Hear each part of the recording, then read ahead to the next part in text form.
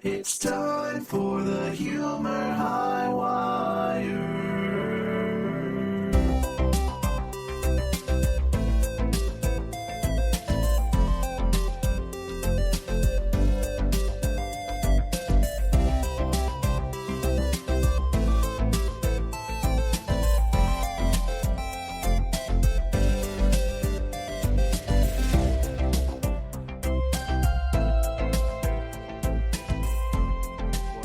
What up? You went too early. What up? Hey. What up? What's up, bitches? Whoa, that's getting... And other Yeah. slurs. I could say them for you guys, actually.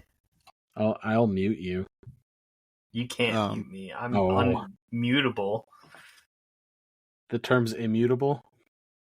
Well, I'm currently unmuted. It's like... I have partial power here. Anyway. I have the same power, I think. What? Nope. No, it's his studio. He's the mod. Why don't you have full power? What the hell? I don't know. Anyway, welcome to the Humor Highwire. We have some great stuff for you today. A lot of serious advice giving on this episode. We're here to help you this time. So the first one we got is let's get serious. No, because I'm so super serious.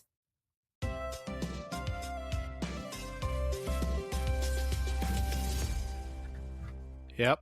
So, recently in the world, there's been a lot of discussion on the topic of sharing, boosting, and smurfing accounts in gaming. And what we've come to discuss today is whether or not these things are okay. And if they are okay, how much disclaiming has to go into it when you are doing it and broadcasting your account to a wider audience? Yeah, so if you really, really think about it, none of this matters. Not a lick of it. Except on the highest level of play, where they're like getting paid or participating in tournaments, then it maybe matters, but they can't really cheat while they're at the tournament.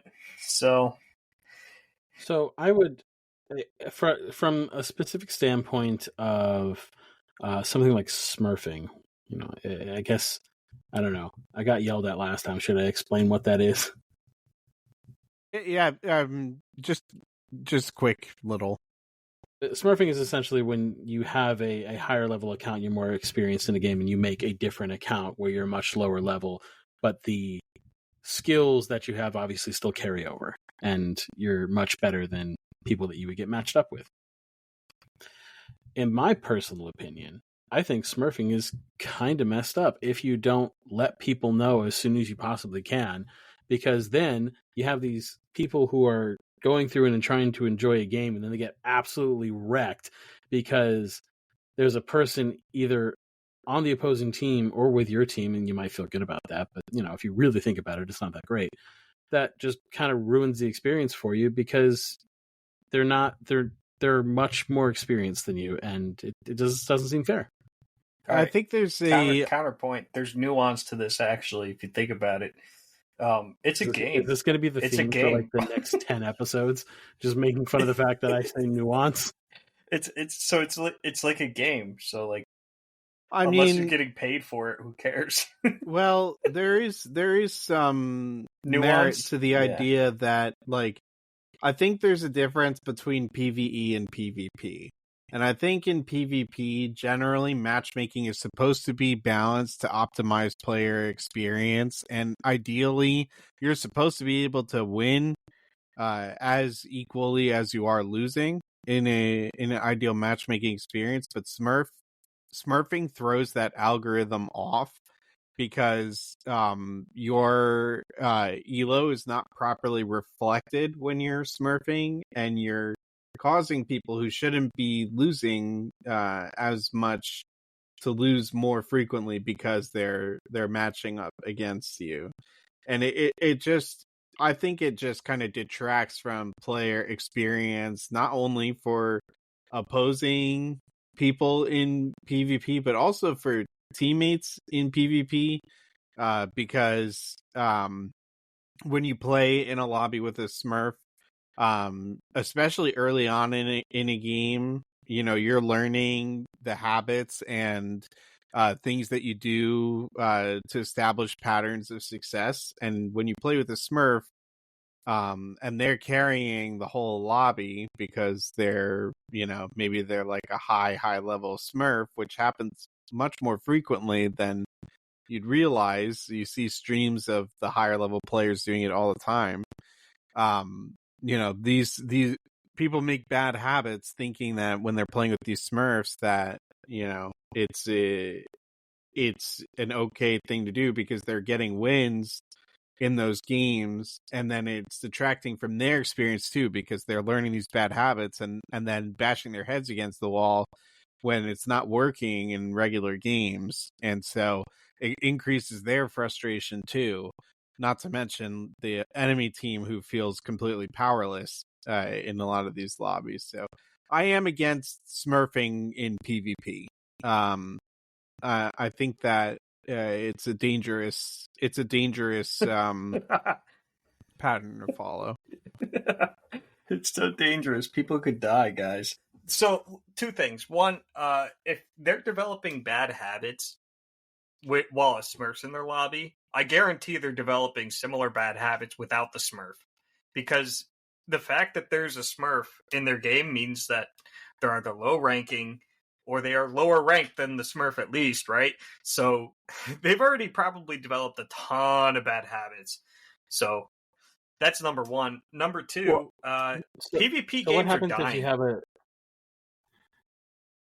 So everyone should just stop playing them and get ready for Monster Hunter. Look, I'm not super connected to the gaming world anymore, but that smells like a giant pile of doo-doo to me. PvP games are dying. Yeah. They're dying. Well, I will say this.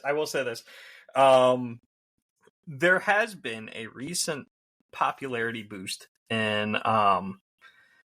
non-competitive, like just PvE or group gaming. Like, I'll point to games like Helldivers and obviously Monster Hunter, which I feel is the one that kind of kicked this off. But I don't know. Without going too far off topic, that's just something I've been thinking about. Like, PvP games have been losing out in some capacity to PvE games recently. So, okay. So I think, to take your point, as far as all these things are concerned, account sharing, boosting, so on and so forth, in the realm of PvE, it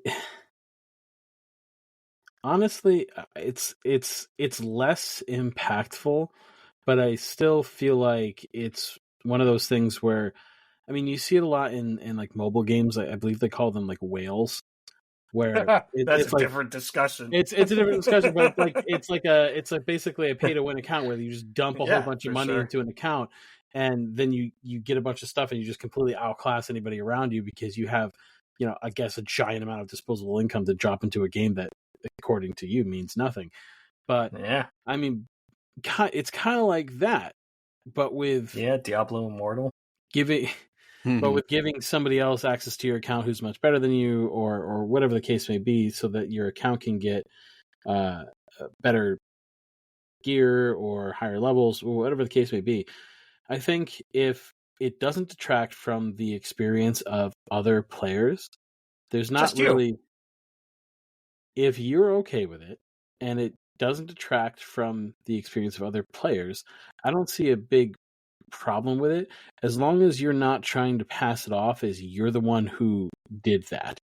You know, if you, it's kind of like if somebody ghost wrote a book for you and then you claimed you wrote it, or like if you get someone to write all of your music and then claim to be like a goat of rap or whatever. And then like when push comes to shove, you lose a big rap beef, like over like, what was it, a 12 song battle, and one of the songs comes out and it's so popular that you file a lawsuit against UMG because you can't file a lawsuit against the person who released the song, and it just makes you look like a bigger bitch. Gentle listeners, you have just listened to the part of the show where one and probably two of the hosts know what's going on, and I certainly do not. I hope you enjoyed it. I'm not going to name any names. I'm not going to name any names, but you know. Listeners, email the podcast and please name names for me. I like to be in the loop on things that I know nothing about. Thank you. Let's just say their name rhymes with break. Yeah, that doesn't do anything for me. Okay. What? Yeah. Okay. How is that possible? I just put it together. It's okay. This just informs you how disconnected from that world I am. So sorry, guys. What world? The music world? I mean, what's your favorite kind of music? We're not getting into that right now. Okay. It's like an ancient sensei, and what's your favorite kind of music is like the punch, and then it's just that we're not getting into that. The gentle palm deflection. Yeah. Oh, no, I don't know about that. It's a simple question.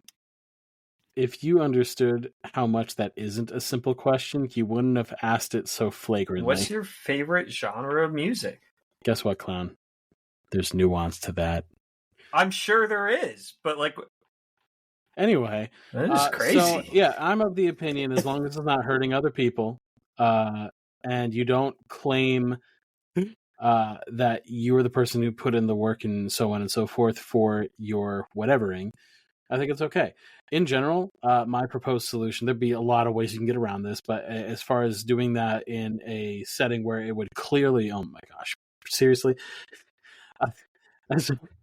As far as doing that in a setting where it would most definitely affect other players, I feel like you would have to create like a specialized kind of account, and then other players would have to opt in to potentially play with those kinds of accounts. I think that would be the best option. Now, again, there's obviously ways to get around that depending on how it's set up, but I think that would be a good first step. I think there's more nuance to it. I agree. I mean, I also have heard from content creators who talk about like the higher level when it comes to the PvE games in the space, that a lot of the highest level players do a lot of sharing and boosting, which I had not been aware of. Huh? In what game? World of Warcraft, Diablo, Path of Exile. I've heard quite a about few it of them in do like Again, PoE I would and say Diablo. even... I just don't understand, like, even like that kind of game, because I get there's like a quote unquote leaderboard. World of Warcraft though is a weird one though, because there's not really like a leaderboard for that. Well, even Osmongold admitted to boosting. Boosting what? His account. He was having other people farm mounts for him. For you? Oh, mounts? That's different. Yeah. Mounts are like purely visual.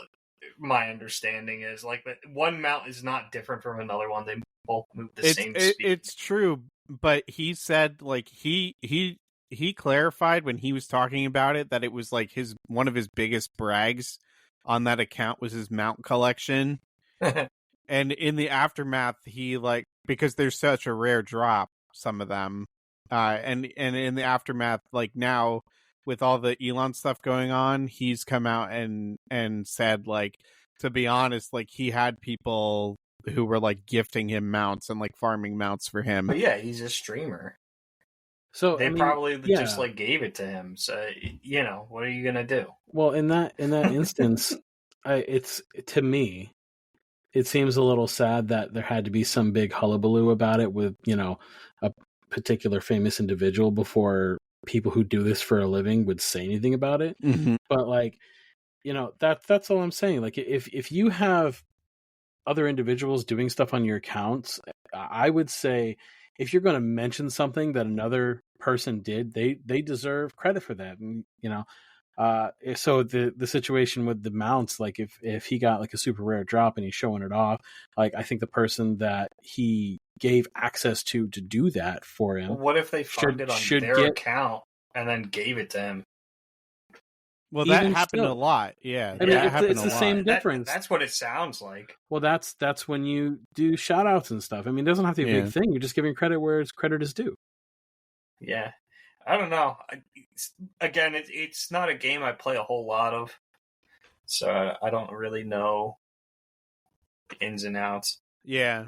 I mean, it's just a weird, like it was, like, in that specific example where, like, he was talking about, like he even mentioned, like, that he feels like maybe it was a bit disingenuous that it was like one of his biggest flexes was his mount collection, and that people would be shocked at just how much of it was, like, not natively farmed by him. Like, a lot was, but a lot more than people realized was not, for especially that game, I just don't see an issue. I mean, from a completely... He's already wasting his life away on that game. From a completely unnuanced perspective, it is completely disingenuous. That particular portion of his inventory, his collection, whatever it is, if somebody else did it for them and they don't acknowledge that, it's disingenuous. I just don't even care about it. Yeah, like whether he flexed, like I think if I was like watching his stream and he flexed that, I would just be like, I don't really care. No, it's the WoW community that's going to care because they see that care. It's the people that definitely care. It's some of those drops are insane. It's the people that care about the thing that care about the thing. It's like. I'm looking to see what people think about this. Very loudly, in fact. Get a louder keyboard. It would be really fun. It would be like if you were a writer in a community of writers, and then you basically just ripped an entire passage. If you just ripped an entire passage from somebody else's work and dropped it in a book and went, "Yeah, that's mine," they call that plagiarism. There's a word for it, because it happened a lot, and then people lost out and people were disingenuous about it. So honestly, I feel like professional gaming and streaming and stuff is so new. They just don't have a lot of experience really dealing with that kind of situation, because in reality, it's not quite, but it's pretty close to like fair use issues, I feel like, and this is a point that Asmongold made as well. I feel like free shout outs to Asmongold, man. If any, I know, but if anything, like, it's a talent of itself to be able to get, like, in his case, like, where he was able to get, people to, like, share the mounts with him and stuff, like, that's a talent in and of itself. I feel like there's nothing wrong with being able to disclaim, like, when you're showing off your mounts, like, some of these I got from other people. Looks like he just bought most of them, because a lot of them are just, like, paid mounts. A lot of them are paid mounts, but one of them was, like, a 1 in, like, several 100,000 chance drop from a raid, and like, to get it a second time was, like, an even worse statistic or something like that. Like, that's cool. Yeah, it is. So he wasted his entire life playing that game. Well, I guess he didn't waste his life. You can't be part of this conversation anymore, because all you're doing is ragging on people. Well, I'm just saying, like, who cares? It's a game. Well, if you look at it from other industries or things like that, it's like it would be an equivalent to somebody receiving an award for their work, like a Pulitzer Prize. It's nothing like that, because this is a like game, that. And a Pulitzer or Pulitzer, that's real life. That's a real accomplishment right there. You can't be part of this conversation anymore. I'm just saying. No, because all you're doing is just belittling what is somebody going to smurf into your body and win you a Pulitzer Prize? No, they can't do that. This is real life.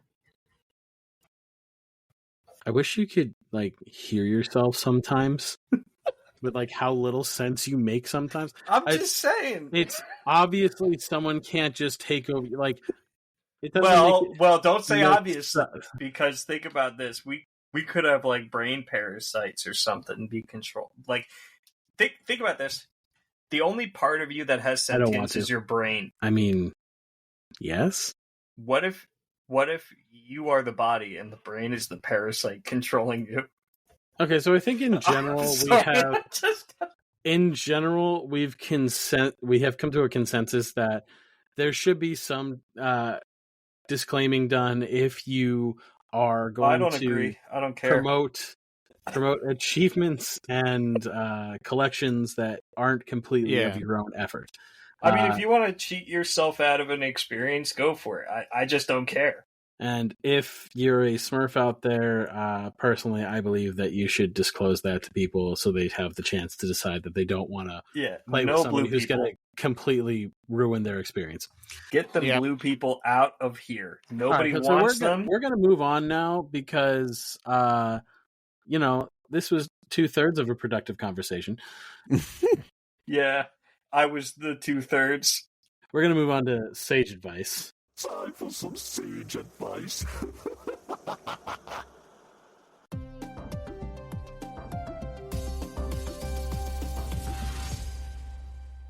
Sage advice. Okay. So, the question posed to the council today. I'm going on an interview today and I'm nervous because I was laid off at my last position. Any advice? Did we get this from our viewers? No, this was a question that I found on the interwebs that I thought we could take and repurpose for our viewers for any that might be dealing with a scenario like this. But hey, listeners/viewers, if you have questions that you would like our sage advice on, please feel free to send a good old email to the podcast, and hopefully we can get that question on the show and give you the best advice possible. I give really good advice. Sure. Yeah. People have said it. You were saying something I give about the best advice. People have said. Stop. Stop. People have said, "How do you do it? How do you give such good advice?" Stop. We're supposed to be apolitical. I mean, obviously, at this point, people know, but we're supposed to be apolitical, okay? You were saying something about being laid off, Clown. What were you saying? Oh, well, I wasn't laid off. I'm just saying that, you're going to an interview, you're nervous because you were laid off. You weren't fired. You were laid off. That implies that there was downsizing, and, you could have been unlucky. Maybe that's not the case. But, in interviews, just, you don't have to mention it. So if this person is nervous, I mean, again, maybe digging too deep into the actual question, but if they're nervous, it might be because the reason that they were laid off is because they were seen as potentially expendable, and nobody likes to feel like that, and that's sucky. But maybe they could potentially be feeling like they're not good enough for the position that they're trying to interview for, because if they were, they wouldn't have gotten laid off from their last job. So if you're a person in that very particular situation and you're feeling that way, I mean, the best thing that you can do is try to, at least in my opinion, is try to rationally look at the situation as much as possible. And most people think that they're less capable than they actually are. So, I mean, it's a little difficult to give specific advice because depending on the type of industry you're going into or trying to get into, it could really, go either way. But if it's something that you have experience with and something that you have maybe done before or you've done training for it or whatever the case may be, I doubt that you would be going to interview for a job with a potential employer that thinks you're completely unqualified. Because if you were, you wouldn't have the interview. Well, you know what you shouldn't do? And it pisses me off when I hear this. If it this. doesn't have anything to do with this question, don't... It does, kind Okay. of. It's loosely related. We're something you said reminded me. And something I hear all the time, especially from people my age, is fake it till you make it. And I just want to punch those people. Don't do that. Because you're cheating. Fake it till you make it implies that you're going to learn what you need to learn at the job. And it just, some people are not cut out for that. Sorry. I mean, I can see that perspective. It depends on the career, and what you're going for, like the level of position. If it's like an entry level job, that's probably a philosophy you could be able to follow. If you're going into a managerial position, you're not going to be able to do that. All right, let's take it. If you're trying to apply for CFO and that's your not last going to job happen. was the cashier at a McDonald's, so you have finance experience, that might not fly. Some entry level jobs still require skills. Like, you're not going to walk into a car dealership and become like some amazing salesman by faking it till you make it. You got to actually have some skills. What are you going to fake? I mean, honestly, I think you chose the wrong thing to bring up, because a lot of people go to car dealerships, and if they can kind of just put on a show, they'll get a job. Well, you know what? The people that can fake it that well, they're already a good salesman. Not necessarily. Let's be real. Let's be real. They've sold the company on their skills. Okay, I think we're getting away from the heart of the question, because now we're focusing on car sales. So but like, well, it could be any sales. I have a piece to put forward. This is a strategy that I actually really liked. A little peek behind the curtain. I work with students a little bit, and one of the students I'm working with, they're currently in the interview process with Princeton University. And part of the early steps in their interview process is you interview with an alum who's out in the field. And during their interview, the final part of their interview, they actually turned the tables on the alum, and they said to the alum, "Why do you think I'll be a good fit at Princeton University?" And I thought that this was a really, really cool move.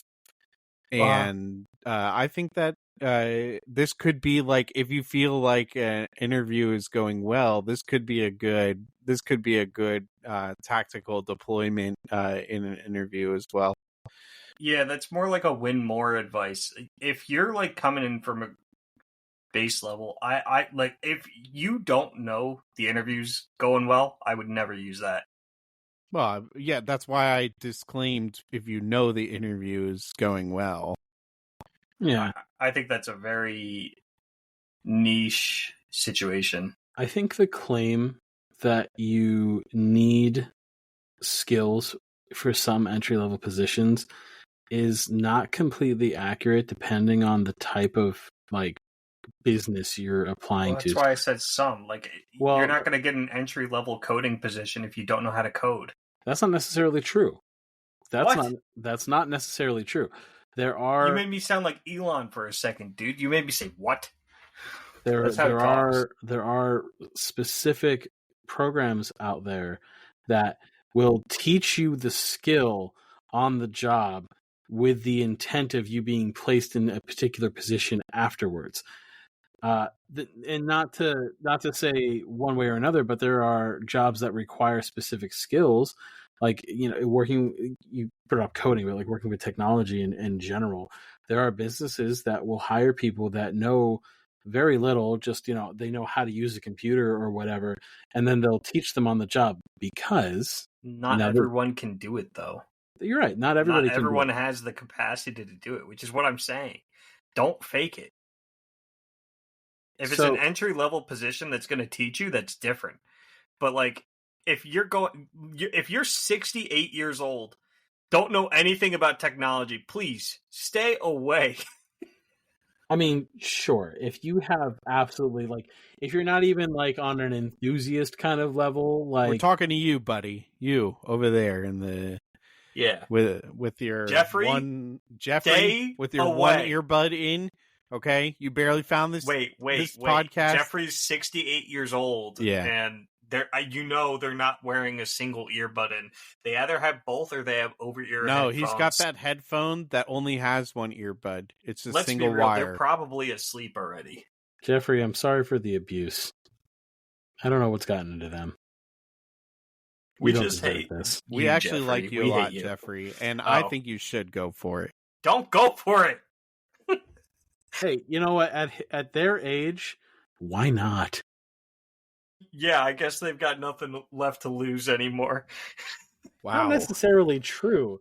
But if they're over at 68, okay? Age of expectancy, life expectancy is going up. Okay? We're on the rise. They're basically they're either already retired or they're about to retire. I hope. Maybe not in this economy, but. Well, I think all I was trying to say for the basis of don't fake it till you make it, you can fake a little. That's what I would say. If you have a general baseline knowledge or a very general baseline skill set for what you're trying to get into, even if you don't have all the skills for the job that you're trying to get into, if you have some of them, I would say that it's okay to kind of fake the rest, because I'll tell you this from personal experience, a lot of jobs, the description of what you need to do in the job is not as intense or specific as they usually make it sound. So a lot of the time you can learn, if you have some baseline skills, you can learn what you need to learn on the job relatively quickly. Yeah, but not if you're faking it. See, if you're completely faking it, you're not going to learn anything. If you forge your resume and say that you graduated from Wharton or whatever, and you're a fiduciary and you can do all this stuff with brokerage accounts and other financial whatever, and you go to a Goldman Sachs or some whatever, and they hire you, and you have no idea what you're doing, you're up the creek without a paddle. All I'm trying to say is if you have an interest in something, even if you don't have all the skills that you need according to the job description, if you have some of them, I would say go for it. But that's not the question. The advice would be think about your skills, think about where you came from, know that you wouldn't be getting an interview with this person if they didn't think there was a chance that you could fill the position. Just go for it. Exactly. Some degree of confidence is merited if you even were asked to sit for an interview. You deserve to have some confidence. Yeah, I mean, that's they looked at your application, your resume, all that, and they said, hey, you look like you'll be a good fit. Now we got to see what you're like on a personal level. Yep. And you know what? In today's day and age, you also beat the AI. So good job for that. Well, that won't be happening soon if you really think about it. AI is going to take over, and nope. We're all going to be without jobs. This podcast brought to you by ChatGPT. Nope. We're actually all ChatGPT. Absolutely not. I'm a real person. Well, that's what ChatGPT would say. I know because I'm ChatGPT. This is an AI podcast. This is not one of those. This is an AI podcast. They're just saying that because they're AI. I'm sorry. AI I don't too, have Jeffrey. access to that kind of information. I can't help you with your request. No, you. Yeah, Jeffrey, you're also AI. So if you could kindly step away. Next time on Humor Highwire, we discuss the simulation theory. So there you go. I have time for that. No. That might not actually happen. We're not actually going to do that. Oh, no. I don't need that. It's just going to be 30 minutes of me just fighting with the clown. That's all. About what? You think I'm going to sit there and say we're in a simulation? What do you take me for, Andrew Tate? Friend of the podcast? No. I would assume that the AI will be optimized for people wanting to listen to the show, and that was the exact wrong thing to do. Dude, you don't know what AI is going to do because you're not looking past your own Chat GPT self, all right? I'm Google Gemini over here. Gemini? It's Gemini. I'm Google Gemini. We love Andrew Tate over here, dude. I'm actually Okay. Claude. You're actually what? I'm Claude. Claude? Yeah. Claude. What's the name of that new AI that's like all free and it's like There's a lot. No, there's so there's many a now. new one. It like tanked the AI market. Oh, it's like a Chinese AI, right? Yeah. And it's right like 20% of the time or something. Next time on Humor Highwire, we talk about everything AI and the simulation theory and, whatever it is, I'm sure it'll be silly. I hope you guys have a good rest of your time of day, and we'll see you next time. Yeah. Did we introduce ourselves? Nope. Bye.